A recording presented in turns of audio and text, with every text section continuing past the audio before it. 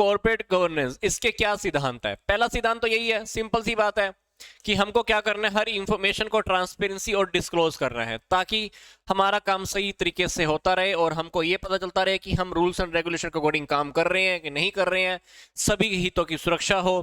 तो जो भी जानकारी है, गुप्त जानकारी है, उनको भी हम संभाल के रखें, सभी तक ना पहुंचाएं। तो ये भी सारा का सारा किसको सुनाता समझाता है? कॉर्पोरेट गवर्नेंस को दर्शाता है।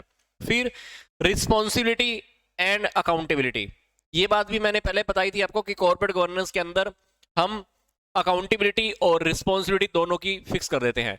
तो ये बहुत अनिवार्य है कि हम जो डायरेक्टर हैं, सीईओ हैं, जो भी मेंबर्स हैं, सभी के प्रति हम जवाबदेही हो, रिस्पॉन्सिबिलिटी हो। उनके प्रति हमारी क्या रिस्पॉन्सिबिलिटी है, क्या अकाउंटेबिलिटी है, ये भी अपने को क्लियर होनी चाहिए। और जो भी हमारे कंपनी के जो शेयर होल्डर हैं, सप्लायर्स हैं, कस्टमर हैं, लोन देने वाले हैं, सभी के हितों की सुरक्षा होनी चाहिए। कंपनी को प्रॉफिट, कंपनी की जो प्रॉपर्टीज है मैक्सिमम होनी चाहिए। कंपनी के जो शेयर होल्डर हैं उनके हितों के लिए हमको कारण करना चाहिए, ना कि अपने पर्सनल बेनिफिट के लिए। क्योंकि कभी कभी क्या होता है कि बोर्ड ऑफ डायरेक्टर खुद के लिए काम करने स्टार्ट कर देते हैं, तो ऐसा नहीं करना है, अपने को सबको इंक्लूड करके चलना है। ठीक है, अगली बात है इंटीग्रिटी एंड द फेयरनेस, अपने को अखंडता और फेयरनेस बना के रखनी है।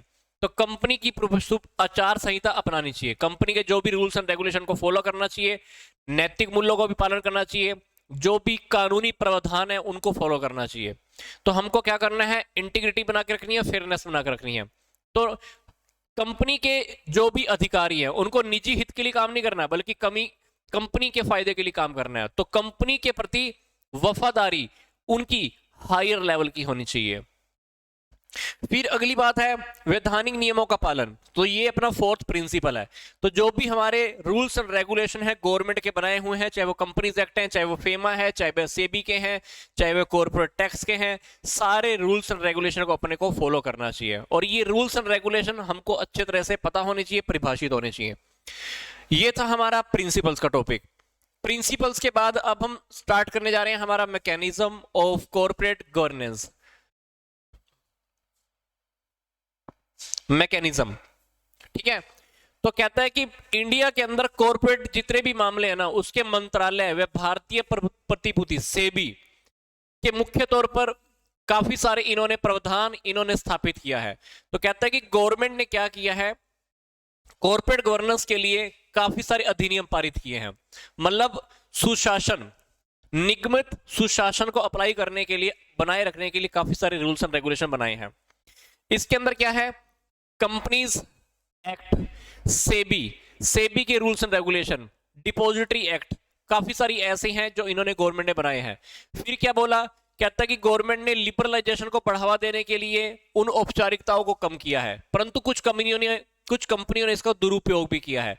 क्योंकि जब एलपीजी अप्लाई हुआ था, इकोनॉमिक रिफॉर्म हुए थे, उदारीकरण हुआ था, उदारीकरण के अंदर हमने काफी सारी छूटें देनी स्टार्ट कर दी थी, बट कुछ कंपनियों ने इसका मिसयूज भी किया है, वो यहां पर किया गया है। तो मिसयूज करके उन्होंने क्या किया, इन्वेस्टर्स के साथ और जो कंपनी के अंदर जो भी लोग इंटरेस्ट रखते हैं, फायदे के लिए काम करते हैं, उनके साथ क्या किया था, कपट किया था। तो कॉर्पोरेट गवर्नेंस के विभिन्न पहलुओं के अध्ययन के लिए सेबी ने कुमार मंगलम बिरला कमेटी की नियुक्ति की है। किसकी? कुमार मंगलम बिरला कमेटी। तो इसने वर्ष 1999 में एक रिपोर्ट पेश की। तो इस कमेटी की सलाह पर, सजेशन पर जनवरी 2000 में सेबी ने लिस्टिंग समझौते के अंतर्गत धारा 49 बनाई। पहले लिस्टिंग नहीं थी, तो जो हमारा लिस्टिंग जो एग्रीमेंट होता है उसके अंडर पे क्या बनाई थी, एक सेक्शन नया बना दिया था, सेक्शन 49। तो यहां पर ये कह रहा है कि कहता है कि सेक्शन 49 का जो मेन टारगेट है वो क्या है, कॉर्पोरेट एडमिनिस्ट्रेशन को स्ट्रॉन्ग बनाना। तो कंपनी की जो धारा थी सेक्शन 49, इसके अंदर सभी लिस्टेड कंपनियों तथा उसकी सहायक कंपनियों पर लागू होती है। मतलब जो कंपनियां हैं या उसकी जो भी सिस्टर कंसर्न है या उसकी जो साथ में हेल्पिंग कंपनी है, उन सभी के ऊपर अप्लाई होती है। तो नॉन लिस्टेड कंपनियां इस धारा 49 के अंतर्गत शामिल नहीं है, परंतु लिस्टेड कंपनियों की सहायक कंपनियां गैर लिस्टेड होने पर भी सेक्शन 49 में अप्लाई है। मतलब कोई कंपनी लिस्टेड है पर इसकी कोई सहायक कंपनी है, वो लिस्टेड नहीं है, पर ये दोनों के ऊपर अप्लाई होगा। कौन सा? सेक्शन 49। तो यह सेक्शन संचालक मंडल की संरचना, संचालकों के सैलरी कमीशन के बारे में, उनकी जो ऑडिटर की जो कमेटी है, जो इन्वेस्टर्स का जो शिकायत का निवारण करने की नीति है, प्रकृति सिद्धांत है, आदि संबंधित है। मतलब जो भी अपने को रूल्स एंड रेगुलेशन फॉलो करने हैं, प्रिंसिपल हैं, इनसे रिलेटेड है। तो सेक्शन 49 के अंदर बोर्ड ऑफ डायरेक्टर को लेकर, उनकी ऑर्गेनाइजेशन कैसी है, ऑडिटर्स को लेकर, इन सभी को लेकर हम लेके चल रहे हैं। रूल्स एंड रेगुलेशन, उनकी शिकायतों का निवारण कैसे करना है, इन सभी को हम लेके चले हैं। ठीक है। कहता है कि इंडिया में कॉरपोरेट शासन, गवर्नेंस फिक्स करने के लिए जो मेन तंत्र है वो क्या है, ये बात मैंने आपको पहले भी बताई है, कंपनीज एक्ट। अब कंपनीज एक्ट के बारे में आप सबको पहले से पता है, बहुत सारे सब्जेक्ट में स्टडी कर चुके हैं, ये अपने को बताने की जरूरत नहीं है। फिर सेबी, सेबी के बारे में भी हम पहले से बहुत बार स्टडी कर चुके हैं। सेबी क्या करती है, सभी के हितों की सुरक्षा करती है। फिर कंपनी के जो ऑडिट की बात कर रहे हैं, अब कंपनी की ऑडिटिंग की बात करें तो ऑडिटिंग का हम पूरा का पूरा एक बुक स्टडी कर चुके हैं। तो कॉर्पोरेट गवर्नेंस के अंदर जो थर्ड टॉपिक है कंपनी की ऑडिट, तो कॉर्पोरेट गवर्नेंस के अंदर सबसे पहला टॉपिक क्या आया, कंपनी एक्ट। सेकंड क्या आया, सेबी, ये भी हमको पता है। थर्ड क्या आया, कंपनियों की ऑडिटिंग करवाना। अब ऑडिटिंग का टॉपिक भी हम पहले से स्टडी कर चुके हैं। फिर फोर्थ टॉपिक हम स्टडी कर लेते हैं, क्या है ये, संचालक मंडल में नामांकित व्यक्ति, nominees in the board of director. तो जिन फाइनेंशियल इंस्टीट्यूशन और बैंकों ने कंपनी को दीर्घकालीन लॉन्ग टर्म के लिए लोन दिए हैं, वे संचालक मंडल में अपने रिप्रेजेंटेटिव बना सकते हैं। मतलब कुछ फाइनेंशियल इंस्टीट्यूशन या बैंक ऐसे हैं जो कंपनियों को लॉन्ग टर्म के लिए लोन देते हैं, वो अपने रिप्रेजेंटेटिव वहां छोड़ सकते हैं। कहां पर, बोर्ड ऑफ डायरेक्टर के अंदर। तो वित्त मंत्रालय ने क्या किया है, वित्तीय संस्थानों को नामांकित संचालन के माध्यम से कॉर्पोरेट प्रशासन की जिम्मेदारी लेने का निर्देश दिया है कि आपको कॉर्पोरेट जो हमारा गवर्नेंस है उसकी हेल्प से आपको क्या करना होगा, एक इंस्ट्रक्शन दिया है। तो गवर्नमेंट ने कंपनियों को इंस्ट्रक्शन जारी किया है कि कंपनियां सही वो पर्याप्त प्रकटीकरण दे, पूरी इंफॉर्मेशन को डिस्क्लोज करें, रूल्स एंड रेगुलेशन को फॉलो करें, अकाउंटिंग स्टैंडर्ड को फॉलो करें, टाइम टाइम पर मीटिंग बुलाएं, और जो भी हमारे कंपनी में इंटरेस्ट रखते हैं लोग, जो भी हितकर हैं, उनकी हितों की यहां पर सुरक्षा भी की जा सके। तो ये सारी बातें यहां पर आ गई। फिर अगली बात है code of best governance practice. तो यहां पर भी आप देख लेना, जो भी आपको बेस्ट से बेस्ट प्रैक्टिस करनी है उसकी यहां पर बात की गई है। मतलब केवल वैधानिक अधिनियमों से कॉर्पोरेट प्रशासन के उच्च स्तर को प्राप्त नहीं किया जा सकता। इसके लिए कहता है कि कॉर्पोरेट गवर्नेंस के लिए आप हायर लेवल के रूल्स एंड रेगुलेशन बना दो, नियमों को बना दो, उनको फॉलो करने से ही काम नहीं चलता, बल्कि जो हमारे कंपनी के जो प्रमोटर हैं, बोर्ड ऑफ डायरेक्टर हैं, कंपनी के जो भी ऑडिटर हैं, उनको भी हम खुद के ऊपर कंट्रोल करना आना चाहिए, सही ढंग से काम करना आना चाहिए। तो अधिकतर संचालक मंडल स्वतंत्र होने चाहिए, सभी सूचनाओं का टाइम पर पारदर्शी होना चाहिए, लिस्टेड कंपनियों से वार्षिक रिपोर्ट को सही तरह से प्रेजेंट करना चाहिए। तो ये सारी की सारी बातें यहां पर आ रही हैं। जो भी रूल्स एंड रेगुलेशन है, कोड ऑफ कंडक्ट है, उनको पालन करना चाहिए।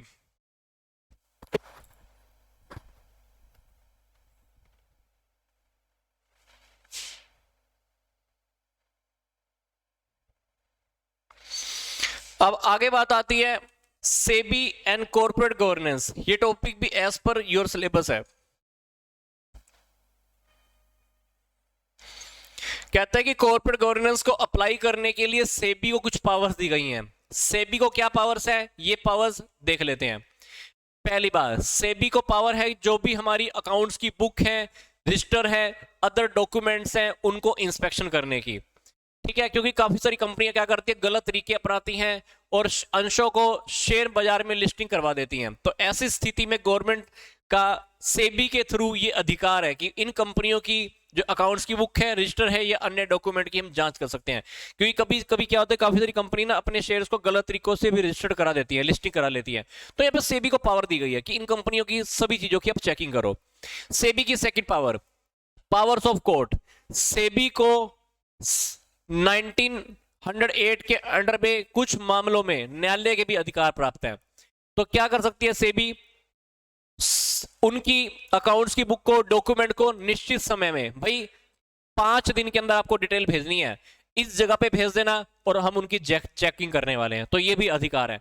जैसे मतलब कोर्ट की पावर होती है ना, कोर्ट को पावर होती है भाई आज तेरी तारीख है, यहाँ पे आ जाइयो भाई, आज ये डॉक्यूमेंट बैंक अपना कोर्ट पे जमा करा दियो। तो वैसे ही जैसे कोर्ट की कुछ पावर होती है, वैसे ही कुछ पावर सेबी को हमने दे रखी है। तो सेबी की पावर के अंदर पहली पावर क्या है भाई, अपने डॉक्यूमेंट आप इस टाइमिंग के अंदर इस जगह पर जमा करा देना, आपको जमा कराना। वो जैसी मांगती है सामने वाले अपने डॉक्यूमेंट जमा करा देते हैं।